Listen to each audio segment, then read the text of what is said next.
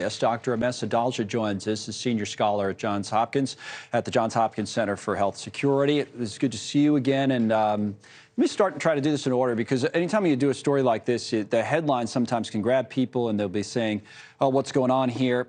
First of all, in Ohio, there are 142 cases reported in Ohio of this so-called white lung syndrome.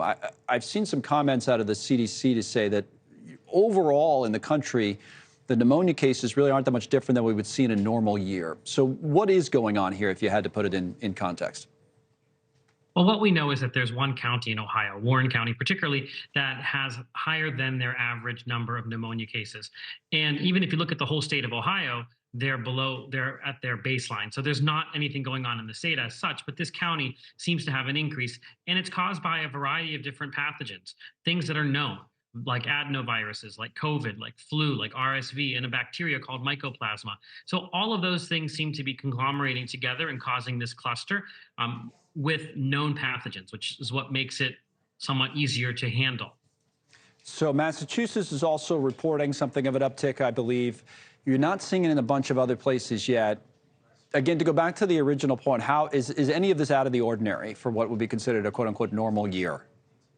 It doesn't appear to be out of the ordinary. We know, for example, last year we did have an out of the ordinary respiratory virus season when hospitals were inundated with RSV, flu, and COVID, all three at the same time, because of some increase in susceptibility that occurred in the pediatric population because of all that social distancing. And that may be what's going on to some extent, but some of these have cycles. Some of these pathogens have cycles, and we may be in an upswing, for example, with mycoplasma pneumonia. And it doesn't necessarily seem to be something to alarm anybody about. It's important that pediatric hospitals are well resourced, because we know that pediatric hospitals, for example, don't have the same types of resources that an adult hospital has, and they can get hit with capacity concerns quicker. But this doesn't seem to be anything out of the ordinary, but it bears watching and tracking to see what happens in the days to come. Now, what's happening in China? Because then we have the reports of all these respiratory illnesses in hospitals in China. Now, their shutdown for COVID was much longer. I'm, hearing from some experts like yourself, maybe that affected how they came out of it, and they're getting a different cycle than the other parts of the world. What's happening in China, and is there any link between what's happening there and the conversation we're having about, Ohio and other places? First off, I don't think there's any link between Ohio, Massachusetts, and China.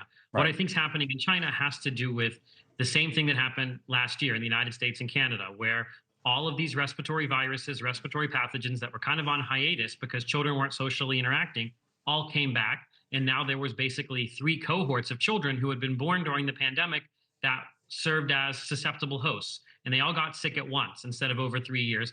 And that crushed some pediatric hospitals. It seems to be that's what's going on in China as well, that this is just off a year, because they stayed in a very strict lockdown for a year more than most other countries did. And based on what the WHO is saying, and they've been pretty forceful with the Chinese government on being transparent here, it does appear that these are all normal pathogens that we would expect to see in a respiratory virus season going kind of in full swing post-COVID. Now, you may have seen some politicians, Senator Marco Rubio, I think, is one of them, calling for travel restrictions in and out of China. Is that something that's needed or makes sense from a medical perspective when you hear about that? We're looking on the letter that some of these senators sent to President Biden on this topic on the screen right now. Does any of that seem necessary to you?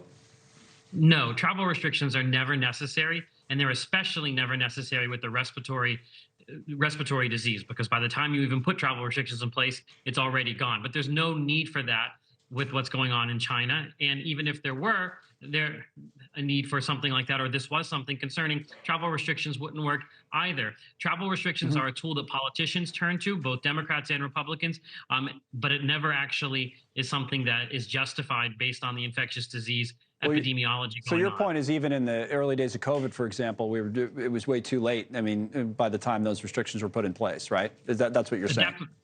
Exactly, because we know, for example, when they were quarantining people on Air Force bases in California, that virus was spreading on both sides of that fence in the United States. So that was basically political window dressing to make politicians feel good that they were doing something, but it didn't actually change the trajectory of anything. And that happened during the Trump administration. And it also happened during the Biden administration when he slapped travel restrictions on Southern African countries over the Omicron variant, which were basically futile and just kind of political capital that he was using at that point, but not something that was justified justified by infectious disease epidemiology. All right.